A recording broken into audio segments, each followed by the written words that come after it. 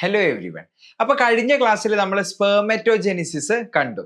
ഈ ക്ലാസ്സിൽ നമ്മൾ ഡിസ്കസ് ചെയ്യാൻ പോകുന്നത് സ്പെർമെറ്റോജെനിസിന്റെ ഹോർമോണൽ റെഗുലേഷൻ ആണ് അല്ലേ.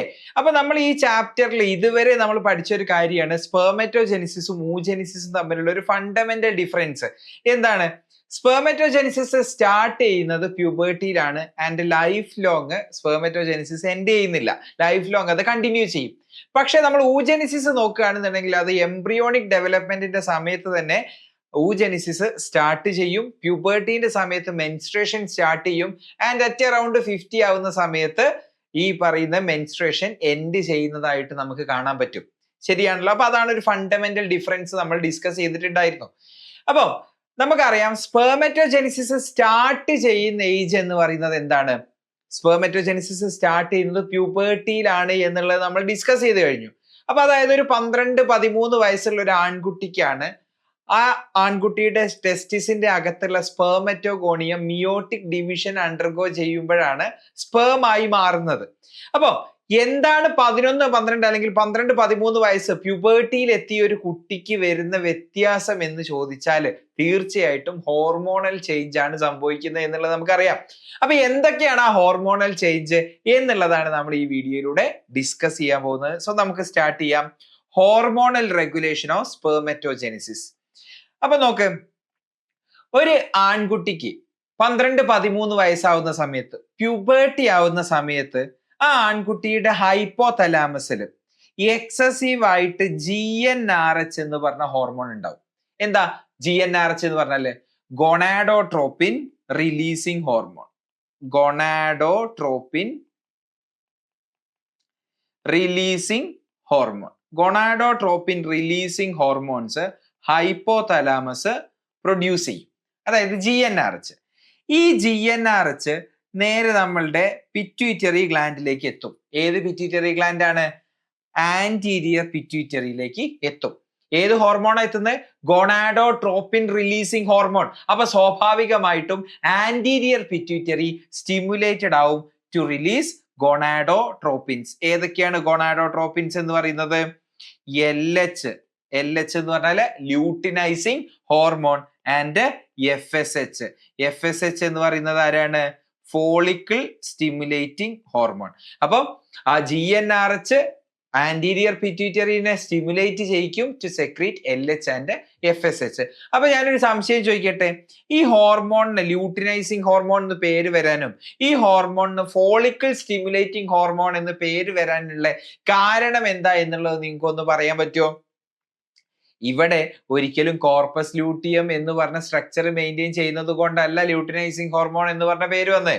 ഇവിടെ ഫോളിക്കിൾസിന്റെ ഗ്രോത്ത് സ്റ്റിമുലേറ്റ് ചെയ്യും, ഫോളിക്കുലർ ഡെവലപ്മെന്റ് സ്റ്റിമുലേറ്റ് ചെയ്തുകൊണ്ടല്ല FSH എന്ന് പേര് വന്നത്. ഈ പറയുന്ന പേര് നെയിം ചെയ്യപ്പെട്ടത് ഫീമെയിൽസിന്റെ സിസ്റ്റത്തിലാണ്. ആ ഹോർമോൺ അതുപോലെ മെയിലിലും ഉണ്ട് എന്നുള്ളത് കൊണ്ട് മാത്രം ആ പേര് മാറ്റാതെ തന്നെ കടമെടുത്തു എന്നുള്ളത് മനസ്സിലാക്കുക. അതായത് ലൂട്ടിനൈസിങ് ഹോർമോൺ എന്നും ഫോളിക്കിൾ സ്റ്റിമുലേറ്റിംഗ് ഹോർമോൺ എന്നൊന്നും മെയിൽസിന്റെ ബോഡിയിൽ അതിനെ വിളിക്കാനുള്ള കാരണം അതിന്റെ ഫംഗ്ഷൻ നോക്കിയിട്ടല്ല എന്നുള്ളതാണ് ഞാൻ പറഞ്ഞ പോയിന്റ്. ക്ലിയർ ആണല്ലോ. അപ്പൊ LHഉം അതായത് ലൂട്ടിനൈസിങ് ഹോർമോണും FSHഉം സെക്രീറ്റ് ചെയ്തു. അതിനുശേഷം എന്താ സംഭവിക്കാന്ന് ചോദിച്ചാല്, ഈ LHഉം FSHഉം ഒരു ആൺകുട്ടിയുടെ ബോഡിയിലൂടെ അതായത് ബ്ലഡിലൂടെ സർക്കുലേറ്റ് ചെയ്യും. ശരിയാണല്ലോ. എന്നിട്ട് ടെസ്റ്റിസിന്റെ അകത്ത് സെമിനിഫറസ് ട്യൂബ്യൂളിന്റെ അകത്ത് ആരുണ്ടായിരിക്കും? ഞാൻ സെമിനിഫറസ് ട്യൂബ്യൂളിന്റെ അകത്തുള്ള സ്ട്രക്ചർ ആണ് ഇപ്പൊ ഇവിടെ കാണിക്കാൻ പോകുന്നത്. നോക്ക്, ഇതാണ് സെമിനിഫറസ് ട്യൂബ്യൂളിന്റെ അകം എന്ന് പറയുന്നത്. ശരിയല്ലേ? ഇതാണ് സെമിനിഫറസ് ട്യൂബ്യൂളിന്റെ അകം. ഇതാണ് പുറം വശം. ഈ പുറം വശത്തുള്ള സെല്ലാണ് ലെയ്ഡിക് സെൽ അല്ലെങ്കിൽ ഇന്റർസ്റ്റീഷ്യൽ സെൽ എന്ന് നമ്മൾ ഇപ്പൊ പഠിച്ചതേ ഉള്ളൂ കഴിഞ്ഞ ക്ലാസ്സിലായിട്ട് അല്ലെ. ഇനി സെമിനിഫറസ് ട്യൂബ്യൂളിന്റെ അകം വശത്ത് ആരുണ്ടായിരിക്കും? സ്പെർമെറ്റോഗോണിയം എന്ന് പറഞ്ഞ സെല്ലില്ലേ?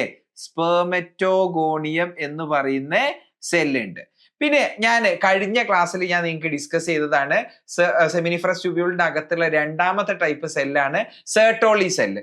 ആ സെർട്ടോളി സെല്ലാണ് നിങ്ങൾക്ക് ഇവിടെ കാണാൻ പറ്റുന്നത്. ആക്ച്വലി ഇത് ഇങ്ങനെ സെർട്ടോളി സെൽസ് ഉണ്ടാവും എന്നുള്ളത് ഞാൻ പറഞ്ഞു തന്നിട്ടുണ്ടായിരുന്നു. അപ്പം ഈ ബാക്ക്ഗ്രൗണ്ടിൽ മെട്രിക്സ് പോലെ നിങ്ങൾക്ക് കാണാൻ പറ്റുന്ന ഒരു എക്സ്ട്രാ സെല്ലുലാർ സ്പേസ് പോലെ ഒരു മഞ്ഞ കളറിൽ നിങ്ങൾക്ക് കാണാൻ പറ്റുന്നുണ്ടല്ലോ. അതാരാണ്? സെർട്ടോളി സെല്ലാണ്. കഴിഞ്ഞ ക്ലാസ്സിൽ നമ്മൾ കംപ്ലീറ്റ് ആയിട്ട് ഡീറ്റെയിൽസ് നമ്മൾ ഡിസ്കസ് ചെയ്ത് കഴിഞ്ഞതാണ്. ജസ്റ്റ് ആ വീഡിയോ ഒന്ന് പോയി കണ്ടിട്ട് ക്ലിയർ ആക്കിയതിന് ശേഷം മാത്രം ഈ വീഡിയോ കാണുക. അപ്പൊ എനിവേ സ്പെർമറ്റോഗോണിയം ഉണ്ടാവും, അതുപോലെ ആരും കൂടെ ഉണ്ടാവും, സെർട്ടോളി സെല്ലും ആരുടെ അകത്തുണ്ട്? സെമിനിഫറസ് ട്യൂബ്യൂളിന്റെ അകത്ത്. ഇതാണ് സെമിനിഫറസ് ട്യൂബ്യൂളിന്റെ അകം എന്ന് പറയുന്നത്. ഇതാണ് സെമിനിഫറസ് ട്യൂബ്യൂളിന്റെ ഇന്റർസ്റ്റീഷ്യം എന്ന് പറയുന്നത്, പുറം വശം. ഓക്കെ, അങ്ങനെ ഈ ലൂട്ടിനൈസിങ് ഹോർമോൺ, ആദ്യം ഞാൻ ലൂട്ടിനൈസിങ് ഹോർമോണിന്റെ കാര്യം പറയാം. ഈ ലൂട്ടിനൈസിങ് ഹോർമോണ് ഇവിടെ റിലീസ് ചെയ്ത ലൂട്ടിനൈസിങ് ഹോർമോൺ ഉണ്ടല്ലോ, ഈ ലൂട്ടിനൈസിങ് ഹോർമോണ് ലെയ്ഡിക് സെല്ലിൽ പോയിട്ട് ആക്ട് ചെയ്യും.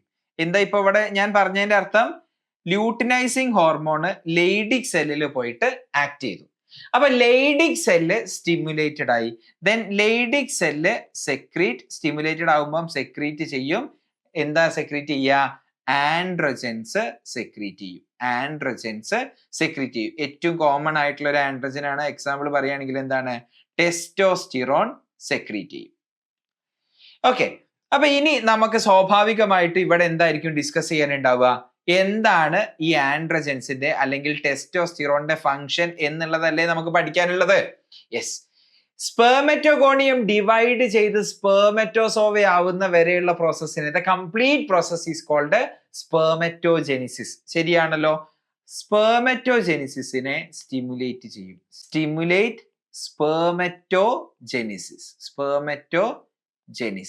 സ്പെർമറ്റോജെനിസിസ് എന്ന് പറഞ്ഞാൽ എന്താ? അപ്പൊ അത് ഇമ്പോർട്ടന്റ് ആണ്. സ്പെർമറ്റോജെനിസിസ് സ്റ്റിമുലേറ്റ് ചെയ്യും. അപ്പൊ എന്താ സ്പെർമറ്റോജെനിസിസ് എന്ന് പറഞ്ഞാല്?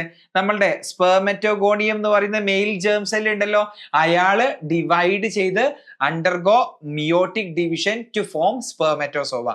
The complete process, the complete event is called spermatogenesis. ശരിയല്ലേ? സ്പെർമറ്റോജെനിസിസ് എന്ന് നമ്മൾ അതിനെയല്ലേ പറയുന്നത്. അപ്പൊ നോക്ക്, ഇതാണ് ഇവിടെ സംഭവിക്കുന്നത്. എന്താണ്? സ്പെർമറ്റോഗോണിയ ഡിവൈഡ് ചെയ്യുന്നു. പ്രൈമറി സ്പെർമറ്റോസൈറ്റ് ആവുന്നു, സെക്കൻഡറി സ്പെർമറ്റോസൈറ്റ് ആവുന്നു, സ്പെർമാറ്റിഡ് ആവുന്നു, സ്പെർമറ്റോസോവയായി മാറുന്നു.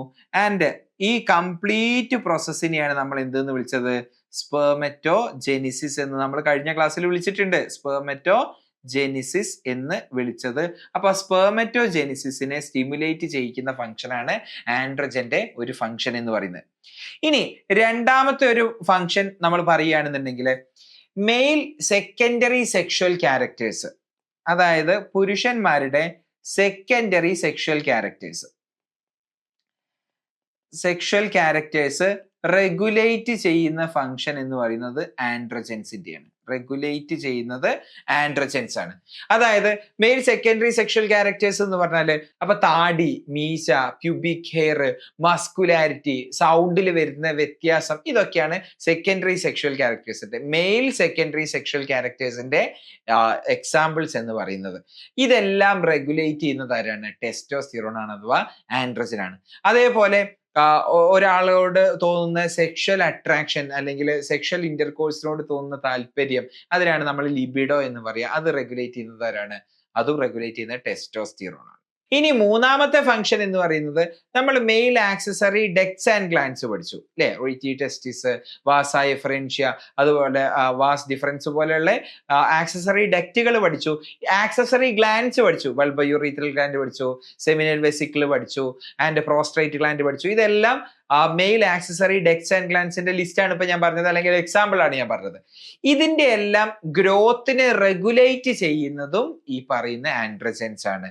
അപ്പം regulate growth of male accessory ducts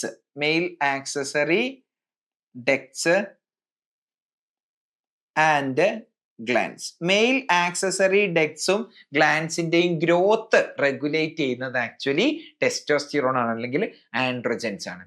അപ്പൊ നമ്മൾ എന്താ പറഞ്ഞത്?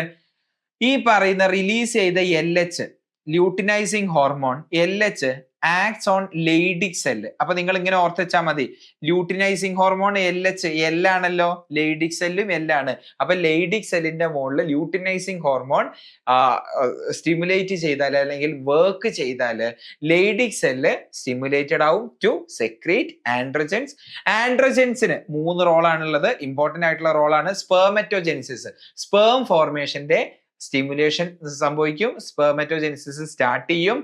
ആൻഡ് മെയിൽ സെക്കൻഡറി സെക്ഷൽ ക്യാരക്ടേഴ്സിനെ റെഗുലേറ്റ് ചെയ്യും. സെക്കൻഡറി സെക്ഷൽ ക്യാരക്ടേഴ്സ് റെഗുലേറ്റ് ചെയ്യും എന്നുള്ളത് നമ്മൾ പഠിച്ചു. And male accessory ducts and ഗ്ലാൻസിനെ റെഗുലേറ്റ് ചെയ്യുന്നതും ആര് തന്നെയാണ്? ആൻഡ്രോജൻസ് ആണ്. അപ്പം ആരുടെ കാര്യം നമുക്ക് ക്ലിയർ ആയി? LHന്റെ കാര്യം ക്ലിയർ ആയി. ക്ലിയർ. ഇനി അടുത്തതായിട്ട് നമുക്ക് പഠിക്കാനുള്ളത് ആരാണ്? FSH ആണ്. FSH ഫോളിക്കിൾ സ്റ്റിമുലേറ്റിംഗ് ഹോർമോൺ ആണ്. ഫോളിക്കിൾ സ്റ്റിമുലേറ്റിംഗ് ഹോർമോൺ ബ്ലഡിലൂടെ എത്തി, ടെസ്റ്റിസിന്റെ അകത്തേക്ക് എത്തി, എന്നിട്ട് ആക്ട് ചെയ്യുന്നത് ആരുടെ മുകളിലാണ് എന്ന് ചോദിച്ചാൽ സെർട്ടോളി സെല്ലിന്റെ മുകളിലാണ് FSH ആക്ട് ചെയ്യുന്നത്. FSH act on Sertoli cell. അകത്തുള്ള സെമിനിഫറസ് ട്യൂബ്യൂളിന്റെ അകത്ത് സ്പെർമറ്റോഗോണിയത്തിന്റെ ചേർന്നുള്ള സെല്ലാണ് സെർട്ടോളി സെല്ല്. അതിലേക്ക് FSH വന്നിട്ട് ആക്ട് ചെയ്താൽ ഈ സെർട്ടോളി സെല്ല് ഉണ്ടല്ലോ, Sertoli cell some factors secrete ചെയ്യും എന്നാണ് നമ്മൾ NCERT പറയുന്നത്. ഈ സം ഫാക്ടേഴ്സ് എന്ന് പറഞ്ഞാൽ എന്താണ്? ഫാക്ടേഴ്സ് എന്ന് പറഞ്ഞാൽ പ്രോട്ടീൻ ആണ്. ഓക്കെ, ആ ഫാക്ടേഴ്സ് എന്താണെന്ന് ചോദിച്ചാൽ ആൻഡ്രോജൻ ബൈൻഡിങ് പ്രോട്ടീൻ എന്ന് പറഞ്ഞ പ്രോട്ടീൻ ആണ് ഈ പറയുന്ന സെർട്ടോളി സെൽസ് റിലീസ് ചെയ്യുന്നത്. ഓക്കെ, അത് നമുക്ക് പഠിക്കാനില്ല, അതുകൊണ്ട് നമ്മൾ എന്ത് പഠിച്ചാൽ മതി? സം ഫാക്ടേഴ്സ് റിലീസ് ചെയ്യും എന്നുള്ളത് പഠിച്ചാൽ മതി. ഇനി ഈ ഫാക്ടേഴ്സിന്റെ ഈ സം ഫാക്ടേഴ്സ് റിലീസ് ചെയ്ത ഈ ഫാക്ടർ ഉണ്ടല്ലോ, പ്രോട്ടീന്, അയാളുടെ ഫംഗ്ഷൻ എന്താ എന്ന് ചോദിച്ചാൽ കൃത്യമായിട്ട് പറഞ്ഞാൽ ഈ പറയുന്ന സ്പെർമറ്റോജെനിസിന്റെ ഈ സ്റ്റേജിലുള്ള ആളെയാണല്ലോ നമ്മൾ സ്പെർമാറ്റിഡ് എന്ന് പറയാ. ഈ സ്റ്റേജിലുള്ള ആളെയാണ് നമ്മൾ സ്പെർമാറ്റിഡ് എന്ന് പറയുക. താഴെയുള്ള സ്റ്റേജിലുള്ള ആളെയാണ് സ്പെർമറ്റോസോവ അഥവാ സ്പേം എന്ന് പറയുന്നത്, അല്ലേ? അപ്പൊ നോക്ക്, സ്പെർമാറ്റിഡിൽ നിന്നും സ്പെർമറ്റോസോവയായി മാറുന്നതിനെയാണ് നമ്മൾ എന്തെന്ന് പറയുന്നത്? സ്പെർമിയോജെനിസിസ് എന്ന് പറയുക. ഓർക്കുന്നില്ലേ? സ്പെർമിയോജെനിസിസ്. ഈ സ്പെർമിയോജെനിസിസ് നടക്കണമെങ്കിൽ, സ്പെർമിയോജെനിസിസ് എന്ന് പറഞ്ഞാൽ എന്താ? Spermatid becomes സ്പെർമറ്റോസോവ. സ്പെർമിയോജെനിസിസ് നടക്കണമെങ്കിൽ ആര് വേണം? സെർട്ടോളി സെല്ല് റിലീസ് ചെയ്യുന്ന ഈ ഫാക്ടേഴ്സ് ഇല്ലേ, ഈ ഫാക്ടേഴ്സ് ഉണ്ടെങ്കിൽ മാത്രമേ സ്പെർമിയോജെനിസിസ് നടക്കത്തുള്ളൂ. മനസ്സിലായോ? അപ്പൊ ഞാൻ പറഞ്ഞത് സമ്മറൈസ് ചെയ്യുകയാണെന്നുണ്ടെങ്കിൽ FSH ആന്റീരിയർ പിറ്റ്യൂട്ടറിയിൽ നിന്നും റിലീസ് ചെയ്ത FSH acts on Sertoli cell. Sertoli സെല്ലിന്റെ മുകളിൽ പോയിട്ടാണ് ആക്ട് ചെയ്യുന്നത്. അങ്ങനെ സെർട്ടോളി സെല്ല് സ്റ്റിമുലേറ്റഡ് ആവും. സ്റ്റിമുലേറ്റഡ് ആയാൽ എന്ത് സെക്രീറ്റ് ചെയ്യും? Some factors. Androgen binding protein എന്ന് പറഞ്ഞ ഫാക്ടേഴ്സ് ആണ് സെക്രീറ്റ് ചെയ്യുന്നത്. ഓക്കെ, നമ്മളെ സംബന്ധിച്ചിടത്തോളം സം ഫാക്ടേഴ്സ്. എന്താ ആ ഫാക്ടേഴ്സിന്റെ പണി? ആ ഫാക്ടേഴ്സ് ഉണ്ടെങ്കിൽ മാത്രമേ സ്പെർമാറ്റിഡ് സ്പെർമറ്റോസോവയാവുള്ളൂ. അതായത് ആ ഫാക്ടേഴ്സ് എന്തിനു വേണം? ആ ഫാക്ടേഴ്സ് സ്പെർമിയോജെനിസിസിന് വേണം എന്നാണ് നമ്മൾ മനസ്സിലാക്കേണ്ടത്. ക്ലിയർ ആണല്ലോ? അപ്പൊ ഇത്രയും കാര്യങ്ങളാണ് നമ്മൾ ഹോർമോണൽ റെഗുലേഷൻ ഓഫ് സ്പെർമറ്റോജെനിസിസിൽ പഠിക്കാനുള്ളത്. 2 ഹോർമോൺസ് ആണുള്ളത്, LH ആൻഡ് FSH. എവിടെ നിന്നാണ് ഉണ്ടാക്കുന്നത്? ആന്റീരിയർ പിറ്റ്യൂട്ടറിയിൽ നിന്നാണ്. LH act on Leydig cell androgen ഉണ്ടാക്കും. ആൻഡ്രോജന്റെ 3 ഫംഗ്ഷൻ നമ്മൾ പഠിച്ചു. And FSH act on Sertoli cell release some factors. ആ ഫാക്ടേഴ്സ് എന്തിനു വേണ്ടി ആവശ്യമുണ്ട്? സ്പെർമിയോജെനിസിസിന് ആവശ്യമുണ്ട് എന്നുള്ളത് നമ്മൾ പഠിച്ചു. അപ്പൊ നമ്മൾ അടിപൊളിയായിട്ട് സ്പെർമറ്റോജെനിസിസിനെ ഇൻഫ്ലുവൻസ് ചെയ്യുന്ന ഹോർമോൺസ് എന്തൊക്കെയാണ് എന്നാണ് നമ്മൾ ഈ വീഡിയോയിലൂടെ പഠിച്ചത്. ഈ വീഡിയോ നിങ്ങൾക്ക് അടിപൊളിയായിട്ട് മനസ്സിലായിട്ടുണ്ടെന്നുണ്ടെങ്കിൽ തീർച്ചയായിട്ടും നിങ്ങൾ ഈ വീഡിയോ ഒന്ന് ലൈക്ക് ചെയ്യുക. എന്തെങ്കിലും സംശയങ്ങൾ നിങ്ങൾക്ക് ഉണ്ടെന്നുണ്ടെങ്കിൽ കമന്റ് ബോക്സിലൂടെ ചോദിക്കാവുന്നതാണ്. ഈ വീഡിയോ ഉപകാരപ്രദമാണ് എന്ന് നിങ്ങൾക്ക് തോന്നുന്ന ഫ്രണ്ട്സിനും നിങ്ങൾ ഈ വീഡിയോ ഒന്ന് ഷെയർ ചെയ്ത് കൊടുക്കുക. സോ അടുത്ത ക്ലാസ്സിൽ നമുക്ക് വീണ്ടും കാണാം. Thanks for watching.